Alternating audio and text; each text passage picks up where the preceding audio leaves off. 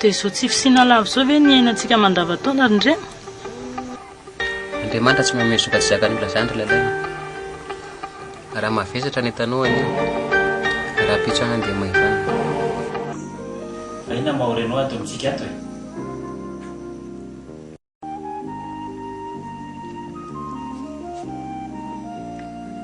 tsy misy mahory ato koa ato saingy ahoana kitsika tsy mba miteraka e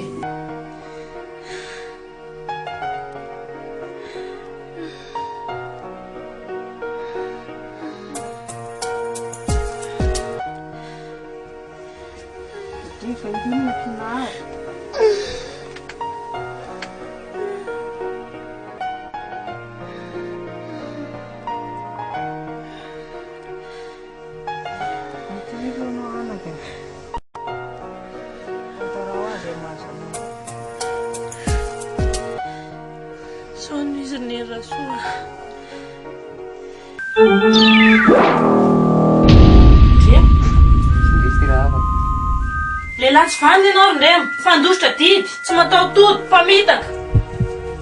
vitako foana ny fiainako na dia nilanao tao anatin'ny fahatrako azy aho nefa hatramin'izao izy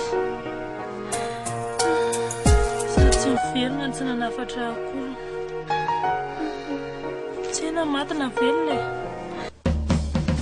dia ahoana ihany noko mamy ilay resaka nataoko taminao indray andro iny mbola tsisy valy mihitsy ny izy iny e resaka iny moa zany ry nery fa tsy azoko mihitsy e fa le resaka zazako fa inona indray e tapaka ny hevitro fa andeha hitady andriamany raha sanatry tsy hitako moa izy dia hitady asany aho melomako nyity sombiny eto aza manao an'izany retsy voalohany indrindra aloha ianao mbola tsy ary tany ambatana zato fa roa manaraka izany iza no tobianao any mbola mitomany aloha fa olona mbola tsy manino io e lamina aloha ao aloha koseho aloha ny tanana mbola miary dokotera koseho aloha ny tanana a lala aza mitomany a